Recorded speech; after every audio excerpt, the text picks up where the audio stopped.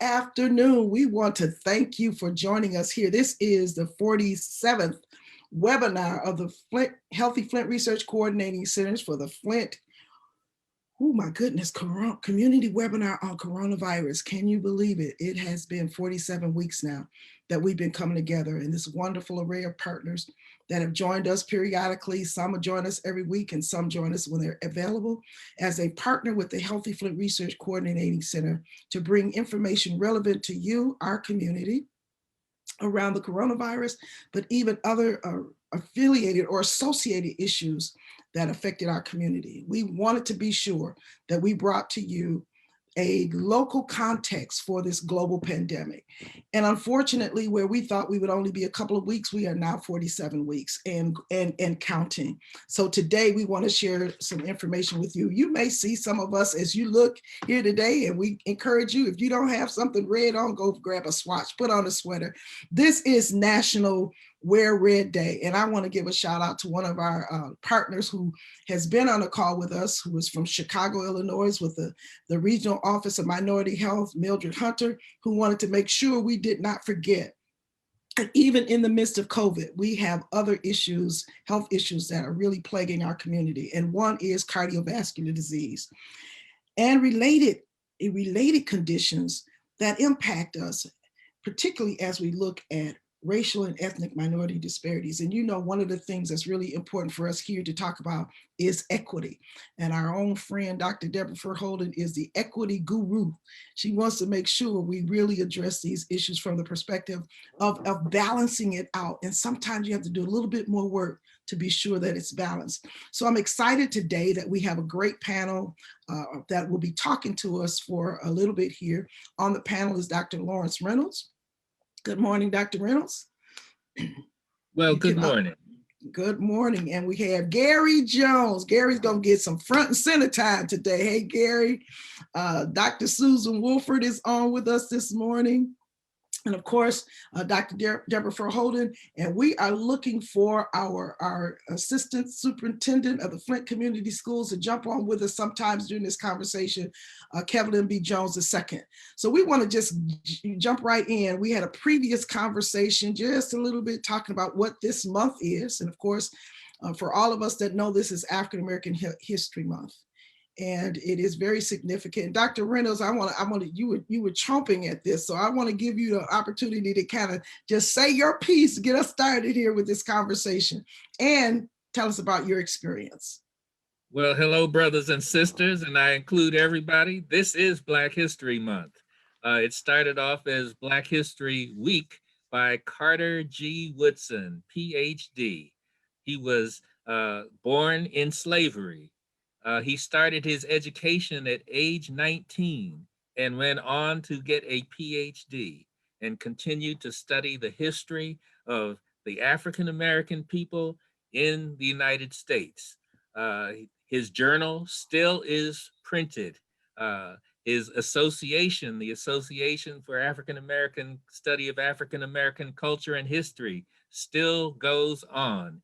And this is the month where people focus on Black history, but what I say is Black history happens every day, and we can review it every day, and you can make your contribution. So now you sounded like a little preacher there for a minute, Doc, but okay. I used to teach Sunday school, so look out. This historian. So we're going to get back to you. I want to bring in also, you see some others that have on their red here with us today. I want to bring in Gary. Gary, there's a lot going on at the state level, and I want you just to be prepared, just to give us bits and pieces of it as we go along. Is there anything that's happening as it relates to this issue at the state level? Yeah, actually, I don't have it in front of me. I'm sorry, I didn't prepare it like inside of my notes. But I know on the governor and lieutenant governor social media feed, there's been several different posts in relationship to Black History Month. But again, I didn't prepare like any comments necessarily for it. But I would recommend everybody going to either Governor Gretchen Whitmer or Lieutenant Governor Garland Gilchrist, either Facebook or Twitter feed, and there's definitely more content there that's available. Right. So one of the things that we know, if you look closely at it, that nationally, since I think President Gerald Ford made it official that we address the whole month of February. And so we just want to continue to encourage us to look at those issues that relate to the African American history, which is actually American history as well. So our topic today, as you have seen, we've got a lot of things we're going to talk about today, but we really wanted to get into some more discussion about the vaccine. And Dr. Reynolds, you talked to us a couple weeks ago and you weren't able to be with us because you're appointed to a special commission now, which we hope you'll address, but you did get your vaccine. Oh, yes. Because I'm over 65 and a little heavy on the scale, it got me in the risk factor. And so I went to Hamilton where I got the Moderna vaccine. That's MODERNA. It requires 2 shots, 28 days apart. On January 8th, I had my first one. And today at 3 o'clock, I will get my second one. The first one, all I did was feel a little fatigue, and that was it the next day. So we'll see how the second one, how I respond to the second one. And as I shared with folks earlier, my 92-year-old mother is getting her first immunization, her first vaccine tomorrow in Washtenaw County.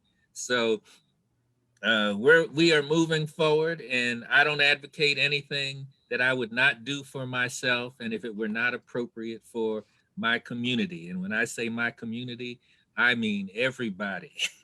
Okay, Yeah. whether you recognize it or not. So that's it. That's it. And we should always remember when we talk about vaccine, we should talk about vaccines, because right now there are 2 that are approved for use. There's 1 or 2 more in the pipeline, and they have similarities, they have differences, and as time comes, we will spread that information when those other vaccines are available. And yes, thanks to the support of folks in the Flint area, including Mayor Sheldon Neely, I was appointed by the governor to the Protect Michigan Commission. And that commission is to encourage vaccination and educate people about vaccination. And yes, it is an uphill climb. We do have to address supply and distribution issues so that we can adhere to a regular schedule. We do have to address systematic issues like where do you register so that people have a clear understanding, and how do you register.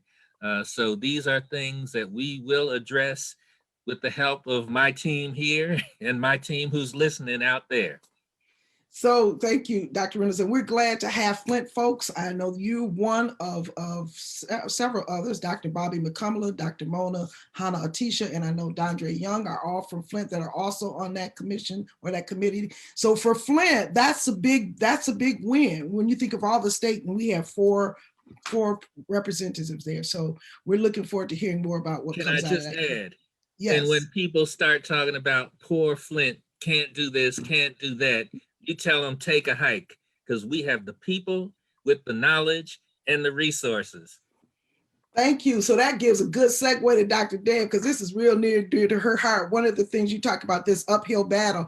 I heard her make a comment the other day about a boulder and this equity issue with respect to the vaccine and vaccine distribution. Dr. Deborah, you're talking to folks all over the world, nation, about this conversation. What are you saying?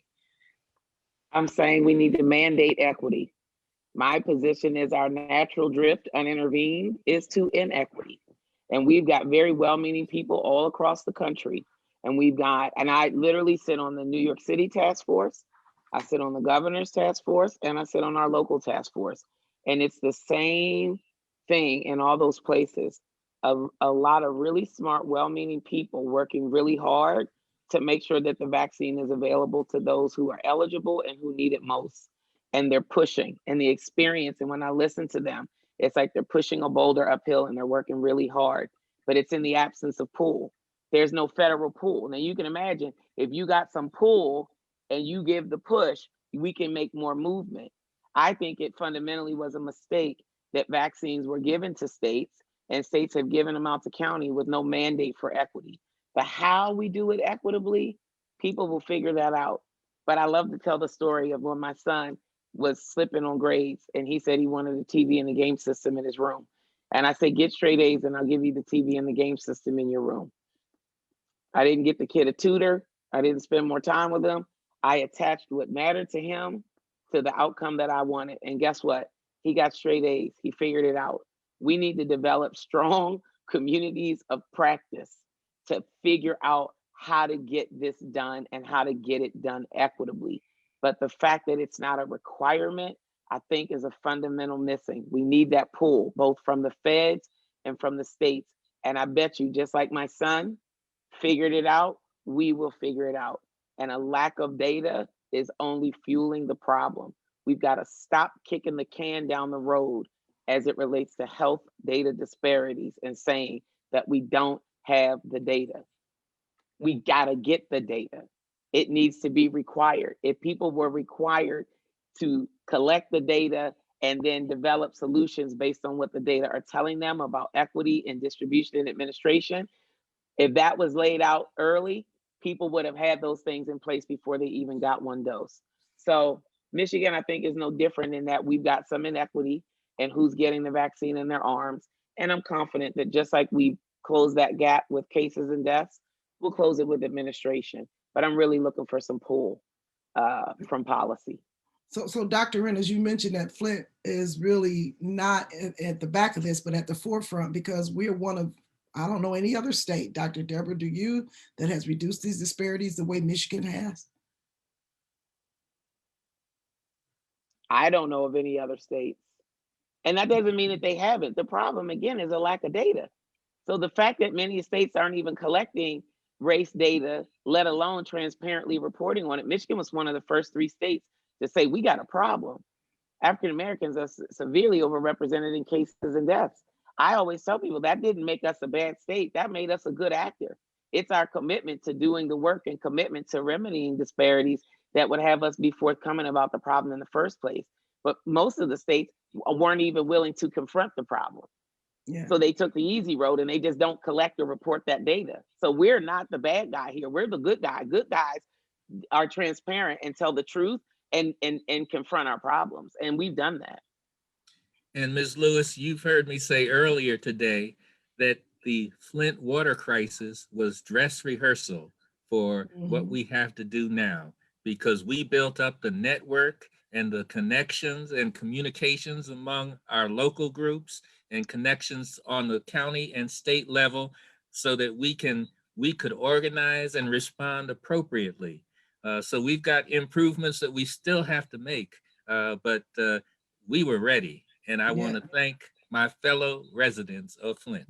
Yeah, we talk about what Flint is really able to do. A lot of it has to do with the fact that voices are coming up from community. So Doc, you're on this committee. One of the questions one of our participants has is, how do we approach this conversation at the state level without community, with our community, with language and other barriers? So I know you can really respond to that one. Oh yes, excuse my spam calls. The main thing is that we are inclusive. We talk to the deaf community. We talk to folks who speak other languages like Spanish and Arabic, so that when the message comes out, it comes out in a way that can be understood by our neighbors, our friends, our community. That's the first step. And then we have to inform the state and of our practices that we're successful. And then we listen to them to see if they have some practices that have also been successful. And I'll say, we'll take any resources you have to offer on the state level, because it does require finance, staff, and organization. Yeah. So I know we look at the state level, and Dr. Deborah gives us that overview. And I know we have another pediatrician on the line on the webinar with us today, and she's working at a major university health medical institution. So Dr. Wolford, what's happening there with addressing all of these questions that our community members have? And yeah, if you got, I mean, there you go. Sorry. I'm sorry to unmute slowly. Yvonne, can you repeat the question, please? So you're at a large major medical institution. A lot of people are being referred to U of M and Arbor for various reasons. And when we talk about this issue of equity in the COVID, what kinds of insights would you give to us today about what's happening at U of M?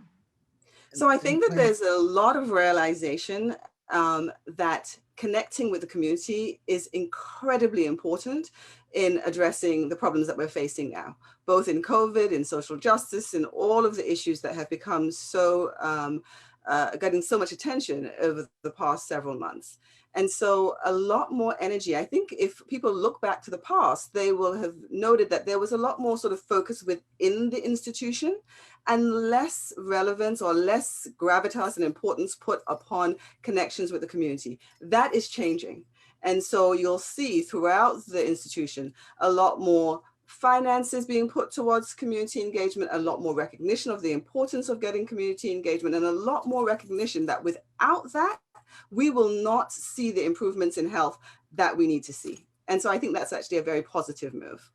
Thank you. And so what we're also hoping that our community members really recognize the value of their voice. And when you have opportunity to have that input, even for Dr. Reynolds and for Dr. Deborah, for Dr. Susan, all of these doctors, well, you can be considered the community doctor. Share your perspective, your expertise, so we can really move the agenda and make a difference having those community voices involved in the conversation.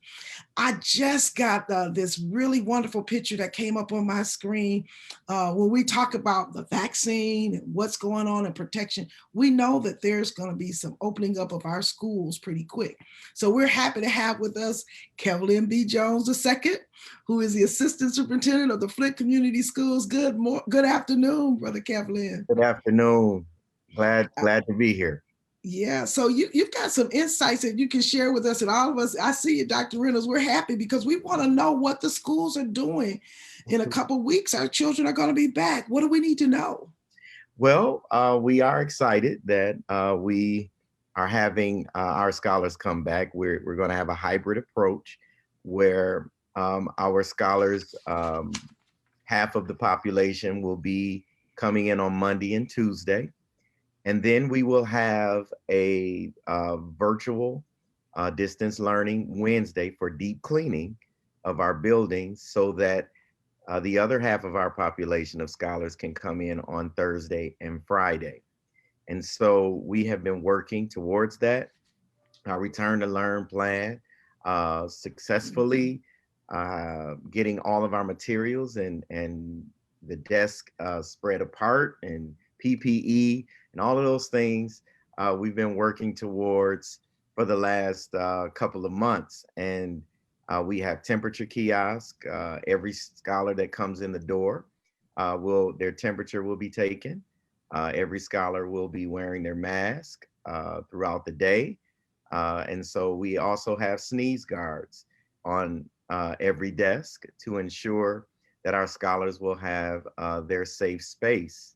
And so we've been just working at it, ensuring that all of our scholars have the option that our governor has told us we needed to have to come back to school. And so we have about 60%, 60 to 65% of our scholars coming back face to face. The rest of our scholars will be in distance learning, or they will be in virtual learning, because there is a difference. Distance learning is that you will be in live lessons with teachers, as well as those scholars that are face to face with teachers physically. And virtual learning, more for our secondary, is scholars that can perform their work or turn in their work at a time given to them. Most of them are either working, some of our secondary scholars are working, they have other responsibilities, but they are turning in their work, and that's virtual learning. And so we are excited. We're steadily working to ensure that we are ready. And so that's where we are. Well, we appreciate you, first of all, making that distinction between virtual and distance learning, because there was some confusion. We actually I was in a conversation yesterday and that was brought to our attention. So we appreciate you making that distinction, because that's important for us to understand when we're talking about the way our children return to school. And I like the return to learn plan, but the Absolutely. fact that you call them scholars, that gives some make you really feel dignified. I'm a scholar, Well, right? I was always taught growing up, speak those things that be not as though they were. And so we have we call them scholars because that's who we are grooming them to be. Those that may not feel like they are, we're calling them scholars. Those that may not feel like they are successful, we're calling them successful because we want them to be. And so you got to call those things that you want to be. And so that's what we're doing in Flint Community Schools. And this is for pre-K through 12th grade. All of our scholars are welcome to return to learn. And our hybrid approach is so that we take it easy. Come in, slowly, instead of just having all 3,400 scholars just return. We want to make sure that we're doing things properly and we're taking our time. We're listening to the health community. We're following their lead, and we're happy to do so. So we appreciate that information. Now, one of the questions of concern was, what about teachers? Are they getting vaccinated? Are they going to be protected as they come back into school? Because they're front line. Mm-hmm. Well, we have been given the opportunity, as other districts, to have a certain amount of teachers that can be vaccinated. Not all of our teachers are vaccinated. As we are getting that opportunity, we are teachers that sign up for the vaccination. We are giving them that opportunity. They're not coming over in droves of saying, "Hey, Mr. Jones, you guys have 400 vaccinations. Go ahead and take them." It's not coming like that. But as we are getting the information, we are letting our teachers know, and they are signing up for the vaccination. So there has been quite a few that have been vaccinated. And as we get more information, we are giving that to our teachers.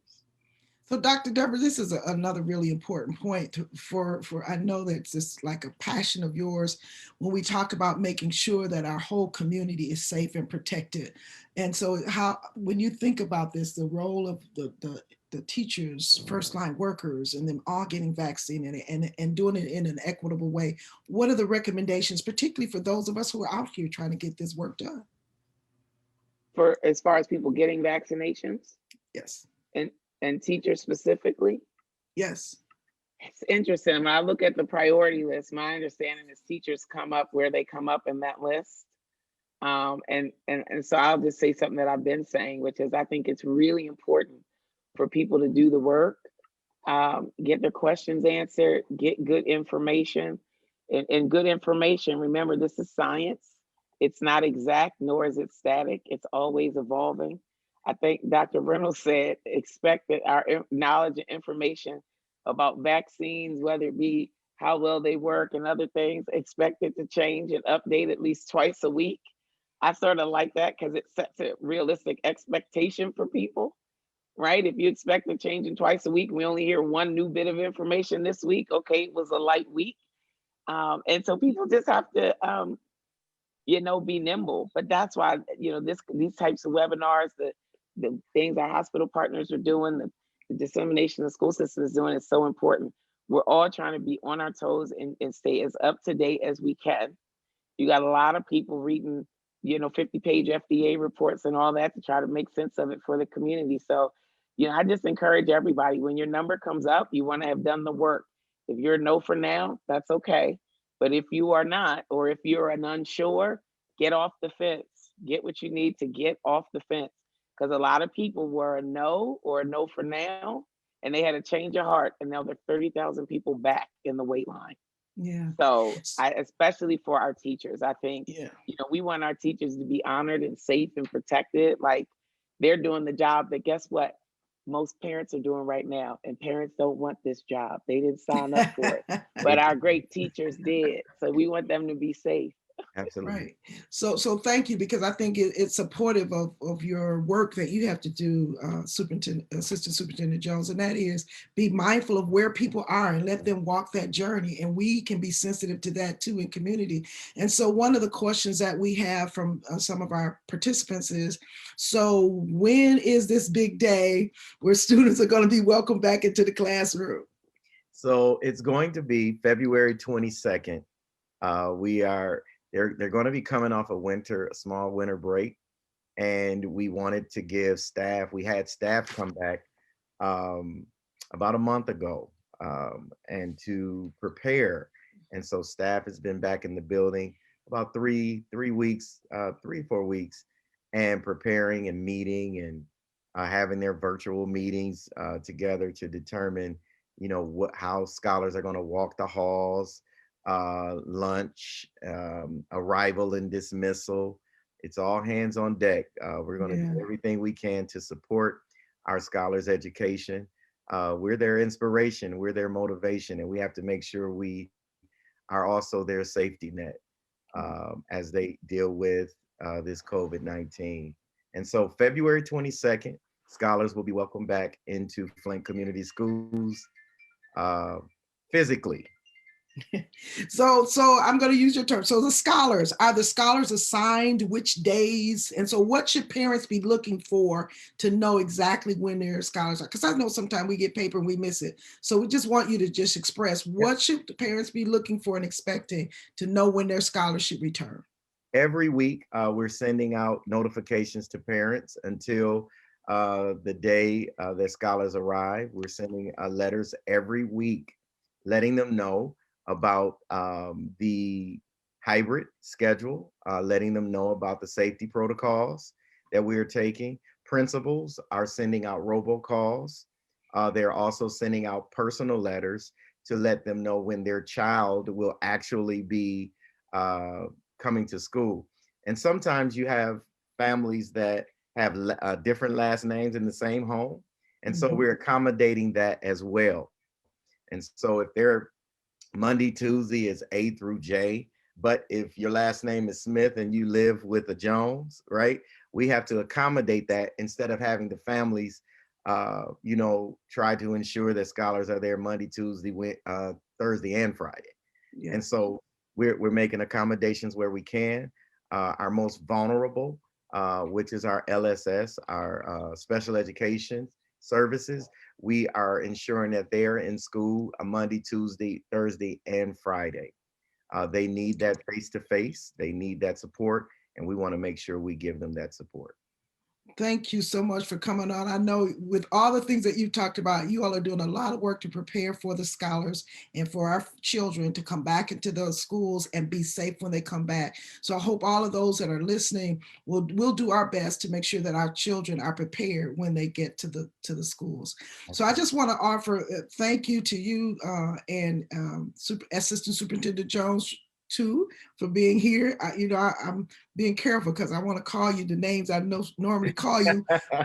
We've known each other for so long, and it's wonderful to see you in that position. But I also want to offer Dr. Reynolds, before we leave this segment, I know the schools of this whole conversation about schools has always been very near and dear to you, but I want to offer you just a quick second if you have anything else you'd like to add before we move to our next segment.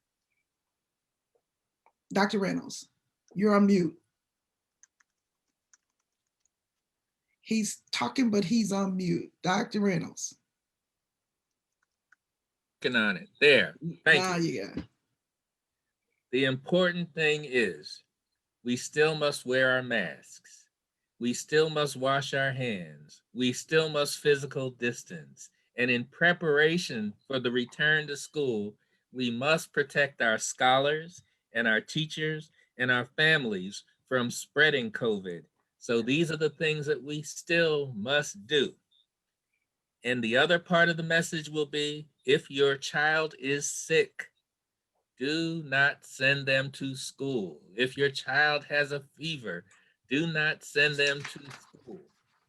So please get your thermometers so you can check your child's temperature before that day they're supposed to go to school. So Deputy Superintendent Jones, doesn't have to sweat what goes on during the day. Absolutely. To add to that, Dr. Reynolds, every building has a COVID-19 room, meaning that when scholars are sick, we have a room assigned with sectioned off spaces for scholars.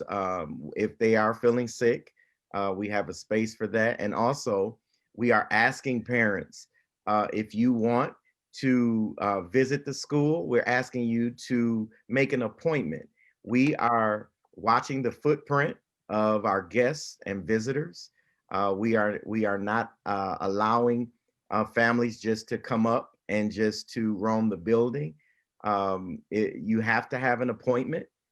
So I want to make sure that all of our families hear that, because we want to keep our, like you said, Dr. Reynolds, our scholars, our staff, and those that are supporting, bringing our scholars back. We want to keep everyone safe.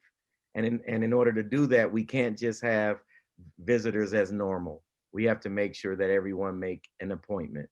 Yeah. Now, I said we were going to cut this out, but there are a couple of other quick questions I think everybody would want to know the answer to. And one is, would you remind us of what the teachers need to do to get vaccinated if they're interested through the school? You know, if there's a process. And then also just touch on what happens if the parents are a little bit sensitive about getting their children vaccinated. And Dr. Reynolds mentioned vaccines. So there are other vaccines children need to be able to participate in school activities. Well, when it comes to the teachers, all they have to do is email our superintendent, and she is working with the health community to get them slots. Okay. And when it comes to this personal choice of the vaccine for COVID-19, our stand as a school district is that is a personal choice. And we try not to stand in the way of a parent's decision with this vaccination. I will leave that to the health community to push that. But we're hoping that everyone would do what Dr. Reynolds said: mask up, keep your mask on, take it serious. If take your child's temp at home. We're going to check their temperature when they enter the building. There's a screening for every adult that walks in. There's a screening process that they can do online, and a screening process that they can do when they enter the building. So we are taking precaution. Every staff member will go through the screening every single day. And so we are taking all the precautions that we know to take, that we have been given charge to take, to ensure the success of all of our scholars and our staff. Thank you. Let me be quick to add, there's no vaccine approved for people under the age of 16. And that's for one of the vaccines. The lower limit is 18 for the other. So we are not talking about vaccinating children, because at this point, no vaccine has been approved. But we sure are talking to people over 18. Thank you, Dr. Reynolds, who is a Chief Health Advisor to the Mayor for the City of Flint.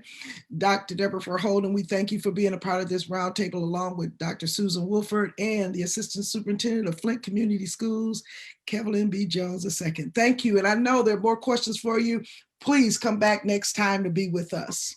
We appreciate you and want to talk to Gary Jones. He was on our panel with Gary. We needed to give you a little bit more time, so I want you to relax and breathe today. You got a lot of things that have come forward from the governor's office. Please help us to get those updates today. And I was looking for your red sweater. You know, maybe my nose has been too much inside of emails, because I missed the memo. You missed the memo. Okay, so I do apologize. I do have a red sweater too, but so yeah, just a couple of things here. So and this is actually right in line, right on the heels of the discussion regarding students returning to school. So the governor recently signed an executive order to create the Student Recovery Advisory Council of Michigan. So as Michigan continues to work around the clock to eliminate COVID-19, the Student Recovery Council will provide guidance and recommendations to ensure Michigan students have the tools and resources they need to get back on track. Also recently, MDHHS updated its current epidemic order to allow contact sports to resume as of Monday, February 8th, provided masks are worn during practices and competition. If masks cannot be worn, participants must be regularly tested for COVID-19. Excuse me, for COVID-19, consistent with guidelines issued by MDHHS. Safety protocols like wearing masks and testing will help keep kids, coaches, and families safe and allow our schools to remain open for in-person instruction. The governor also recently announced that the state of Michigan has administered over 1 million safe and effective COVID-19 vaccines, making us 7th in the country in vaccine distribution. The governor called on the legislature to once again pass the My COVID Relief Plan that she announced last week. The governor's plan will appropriate $90 million in federal funding to ramp up vaccine distribution in Michigan and bring the state closer to the governor's goal of 50,000 shots in arms per day. Also recently, the Protect Michigan Commission, comprised of a diverse group of leaders from across the state, our very own Dr. Lawrence Reynolds, Dr. Bobby McCumilla, Dr. Mona Hanna-Attisha, and Dr. Young, have been charged with helping raise awareness about the safe and effective COVID-19 vaccine. Recently hosted their first meeting last week and unveiled the Michigan's COVID-19 vaccination strategy. In addition, Governor Whitmer, Michigan Department of Insurance and Financial Services, and MDHHS applauded President Joe Biden's decision to open a health insurance marketplace special enrollment period and relax Medicaid requirements, both of which will help more Michiganders obtain affordable health coverage during the COVID-19 pandemic. The state will launch outreach efforts to help Michiganders sign up for health coverage during this upcoming special enrollment period that will run from February 15th through May 15th. And lastly, Senate Republicans recently rejected a series of appointments by Governor Gretchen Whitmer, and the House GOP continue to use COVID relief funding for schools as a bargaining chip, a move that the governor referred to as being both cruel and reckless. The governor is urging the legislature to approve the My COVID Recovery Plan that would authorize the state to spend more than $5 billion in federal funding. Roughly $2 billion of that funding and federal and state funding is for K through 12 schools. And it would be contingent upon the governor signing a separate bill that would prohibit the state health department from placing health and safety restrictions on schools or sporting events in order to mitigate the spread of COVID-19. Other federal funding being withheld by Republican leaders includes dollars for vaccine distribution, rental assistance, and food assistance as well.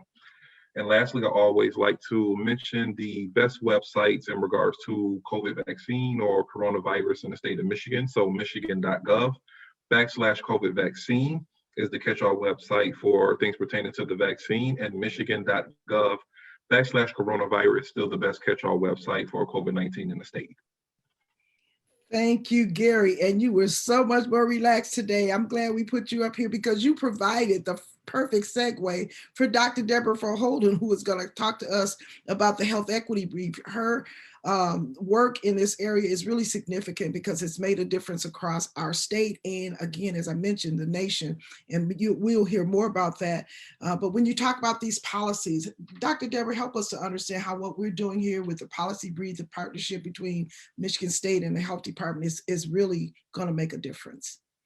The partnerships are super important. I want to give you the quick snapshot, and I really want to acknowledge our fabulous partners at the Genesee County Health Department, including our wonderful new health officer and medical officer, Dr. Pamela Hackert, who participated in a lively discussion with us that we did live, and Dr. Jennifer Edwards Johnson, our Flint Community Dean, joined us, and Isaiah Oliver, who's also one heck of a moderator. It was interesting, Yvonne, to see you on the other end answering questions and Isaiah moving us along. But it's good news, folks. Our community, and I'm going to say this just because Suzanne, who is our webinar hero and has really been a great partner and a champion during this crisis, is not on today. She's not feeling a little under the weather. But our community case rate is 3.5%. It's 3.5%. In the last several weeks, we were just over 5%. We've gotten below that sweet spot in our community case rate. So it's good. Cases have been on a steady decline for 10 consecutive weeks in Genesee County. And as far as equity, the racial disparities that we saw early in the pandemic, the closing of that gap has been sustained in Flint and in Genesee County. So we still need ongoing support to continue to monitor those trends and promote good public health measures. And this is what it looks like. I'm sorry, go ahead, Yvonne. No. You got you got to clarify case rates, right? With this, yes. Yeah, so of the people who are being tested, the percentage of those who are being tested, the number who are coming back positive is going down. And clearly, you know that cases and testing go hand in hand. So that's why it's so important for us to keep these vital supports in place and the types of things that Gary and Governor Whitmer and many across the state are advocating for, because we need to keep a finger on the pulse. So we have to continue testing so we can identify cases and get them what they need to stay safe, not infect others, and also effectively recover themselves. So that's what the trends look like. It's great. If you look at what it looks like geographically, we know we had some hot spots. This is a great map produced by ours truly, Dr. Rick Sadler and his team at MSU. They work in partnership with the health department. And you can see the darker the color, the greater the density of cases. And you can see it's lightening up. So think of that as the load and the cases are lightening up in the city. So here's our recommendations for people. I'm gonna put on and channel my inner Dr. Reynolds. Keep the course, folks. Whether or not you've been vaccinated or not vaccinated, it's the work that we've all done. It's people practicing personal responsibility that have gotten us to this point, and we got to stay the course. So the 3 W's, remember, wear your mask, wash your hands, and watch your distance. That's it. Recommendations for our policymakers. We've got tremendous problems. So the first thing I want to say for our policymakers is we need equity. We need equity in how this vaccine is making it to communities and how it's getting into people's arms. The second and second important thing that we need is equity. We need equity and how this is getting to communities and how it's getting into people's arms. And we need data in order to be able to do that. And we've got those systems being stood up right now. And the last and most important thing that we need is equity. Equity. We need to level the playing field. Health and opportunities for optimal health is a right, not a privilege. And we don't want privilege to overtake this, and we don't want some of our normal kind of snares to catch us here. This is a real opportunity for us to change the game, not just in COVID, but beyond. I want to just acknowledge my great partner, Mary Catherine Crawford, who put this together. She will tell you, if you want to volunteer, there are opportunities with the health department.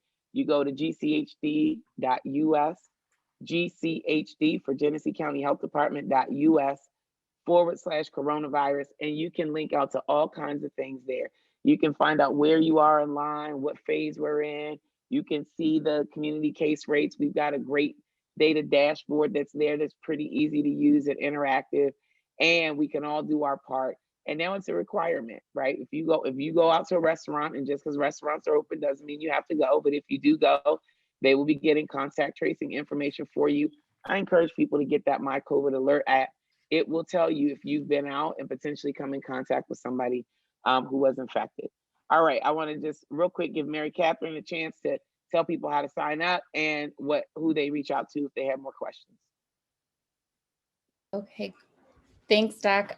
So you can go ahead and email me at crawf457@msu.edu, and then I'm going to go ahead and put the link to go ahead and sign up in the chat, in addition to where people can see our previous briefs as well.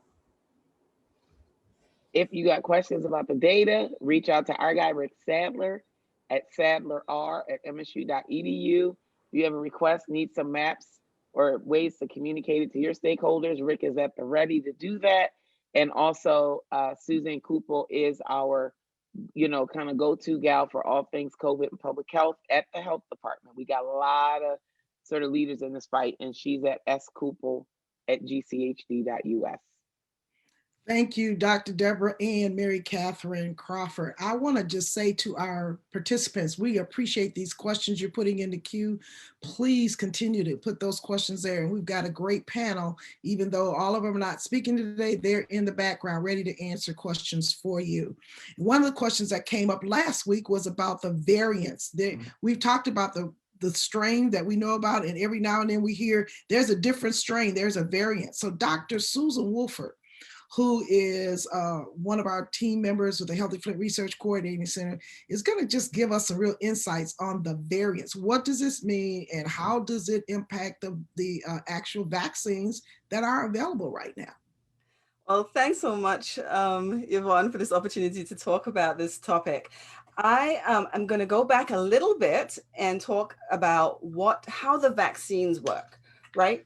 So by now, we all know that the coronavirus, as you can see behind me, on that virus, there's this spike protein. That red part there is the spike protein.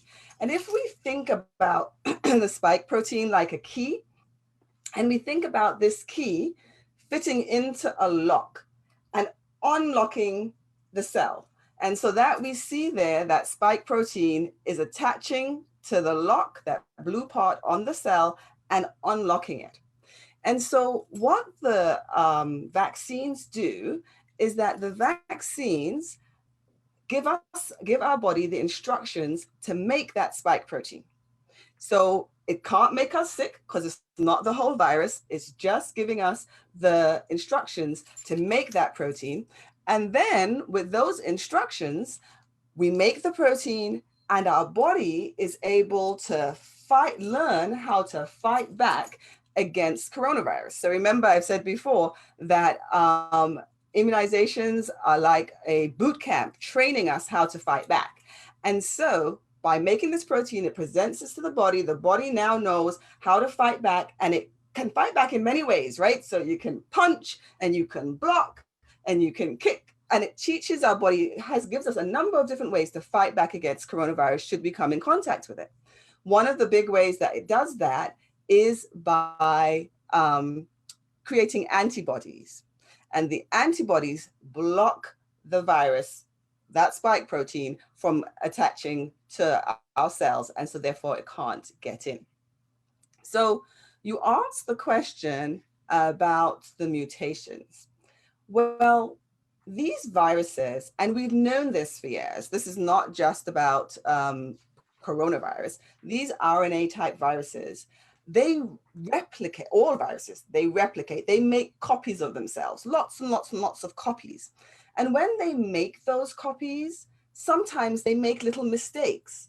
And so, but those mistakes don't mean anything unless it makes a mistake in the copy that somehow helps that virus do its job of getting into the cell. So what has happened in the case of the coronavirus is that red spike, initially it was kind of like a hairpin. On using your hairpin to unpick the lock, it can do it. If you're skillful, it can get in, and it would get in. But in replicating, in making those copies, it made a mistake that came up with a really nice fit. And now, instead of just kind of picking the lock, it can easily fit in there and it can easily open that. And so that is why that mutation is so dangerous, because not that it's worse once it gets in, it just finds it so much easier to get into our cells because now it's made that spike a better fit to the lock on our cells. Does that make sense? Wow. Yeah, I think that makes a lot of sense. And I guess, when we think about this, Dr. Wolford, if you could just really talk a little bit more about, well, when we get the vaccines, it helps us build up antibodies. How does that work? So that's really important, very important, actually.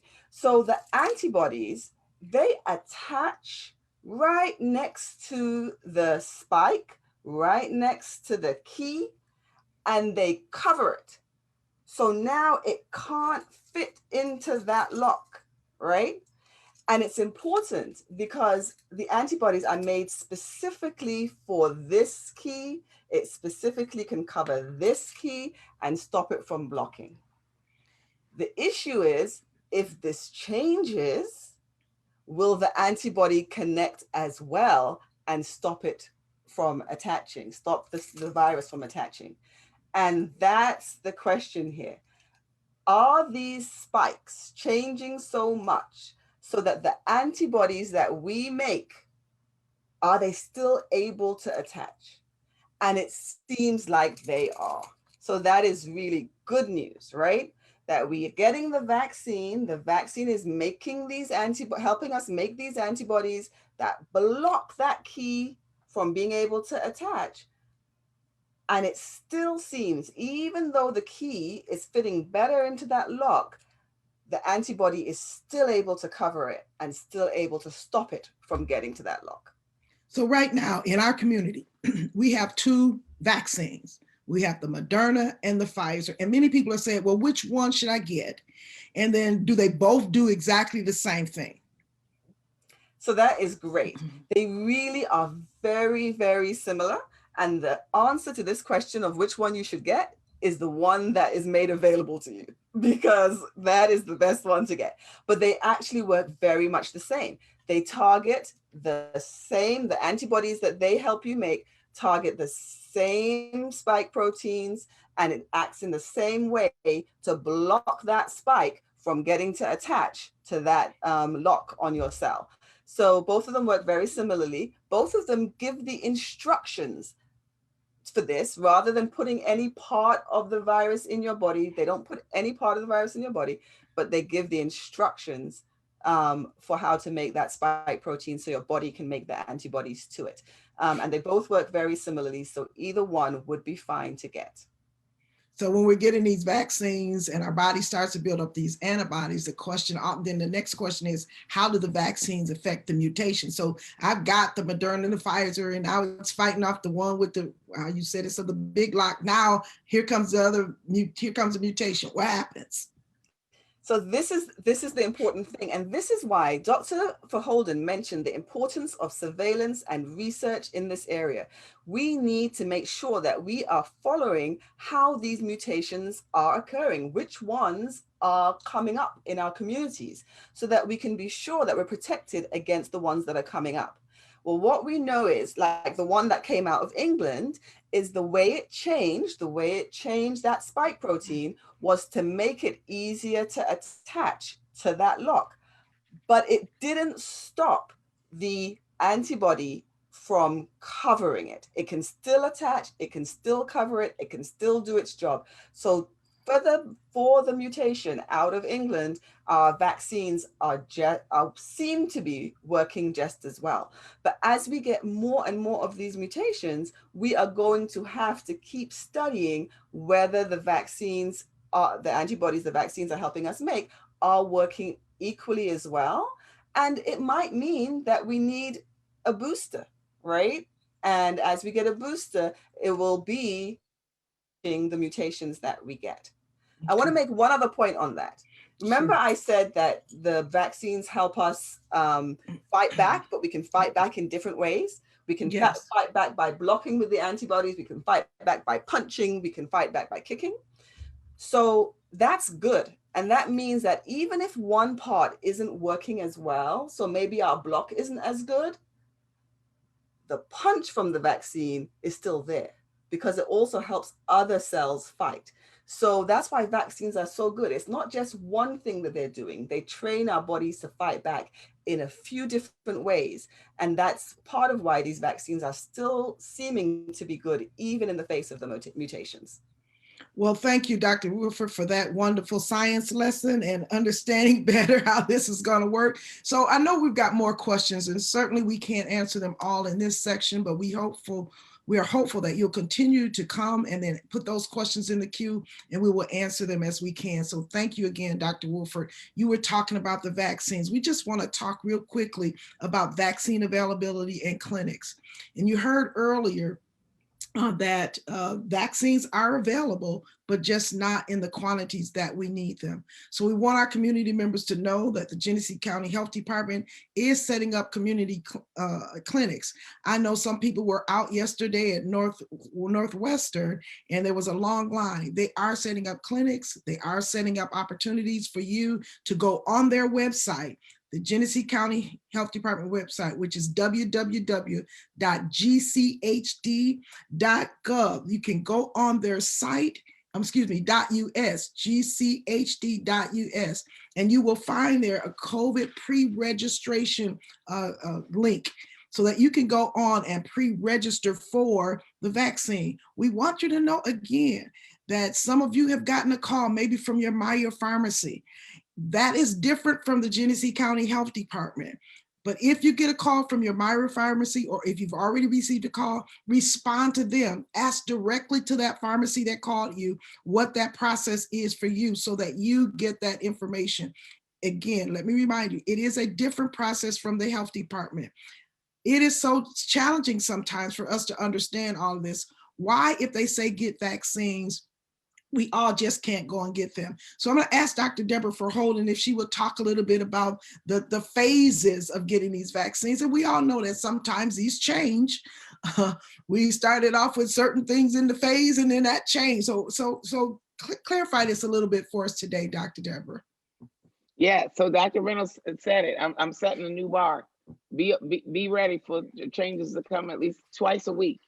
So these are phases. 1A, everybody's familiar with that. It's healthcare personnel, residents in long-term care facilities. We are also in phase B. It's not an either or, it's a both and. So we're right now doing 1A and 1B. Originally, the health department was operating with persons age 65 and older. The state has caused some shifts in that.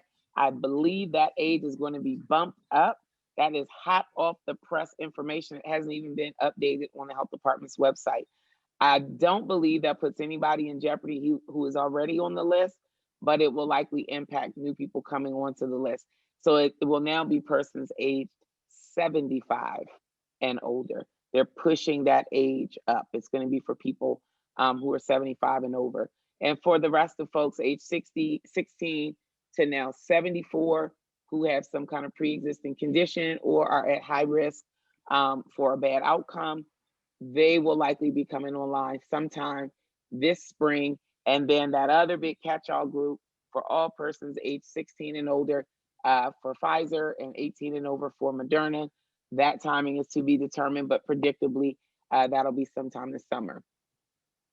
Thank you, Dr. Deb. We just want to remind you too, vaccines are available for some now, but we want you to continue to get tested. There is no cost COVID testing. And this is another hot off the press. We've been talking about that, but now it's available at the Genesee Health System, Genesee Community Health Center site in Burton. And that location is available Tuesdays and Thursdays. If you need to they have the rapid test and they have the PCR test. And we don't have time to get into that today, but next week we'll talk more about the difference in those tests. But you can go to the Burton location at 2298 Center Road for getting that test. Please, let's continue to get the test. We know that the other sites are still available at the 3 churches, Word of Life, Bethel United Methodist Church, and Macedonia. We also have the other sites that are at Hamilton Community Health Network, our Walgreens, and Rite Aid. Please keep these in mind, check them out, and get that information available to you. We have one other quick announcement we need to make today. And that is, you heard earlier from Gary that the president has opened up open enrollment. I'm going to ask Jim Melanowski to quickly unmute himself and talk to us about what the Genesee Health Plan is doing to support this second open enrollment period. I feel like Gary Jones here at the end, having to talk real fast. So yes, so Gary alluded that there is a second open enrollment period from February 15th to May 15th. If you remember, I spoke last fall, there was an open enrollment period from November 1st to December 15th. So this kind of is a piggyback to that, those who might not have enrolled. But to make it easy, if you know somebody who says they do not have health care insurance, whether they're an adult, whether they're a children, they can certainly call us at the Genesee Health Plan. They certainly can call our colleagues at the Greater Flint Health Coalition or Hamilton Community Health Network. And I can't guarantee you that one of us would be able to find them health insurance, but we would come pretty close. So there are a lot of options for people. Some people think I can't qualify for this, and so they go without. You do not want to go through this pandemic without health insurance. So give us a call, and that's even for people who live in Saginaw and Bay County. We could even help people there as well. So just give us a call, and that number is 810-232-7740. Perfect timing, Jim. Thank you so much, because what we have to say now is thank you for joining us today. All of you that have joined, if you're a community health worker, you can get CEUs for attending these webinars. Please go on and check that out and check with Mary Catherine. She'll be sure to get you the information that you need. We want to remind you, please like us on Facebook, subscribe to our YouTube channel, or if you have any additional questions that you'd like to get information about, please give us a shout out on our website at our email info@healthyflint.org. Call us at 810-835-2130. And let me say, we'll look forward to seeing you right here next week for the 48th Flint Community Webinar on coronavirus. Thank you for joining us today.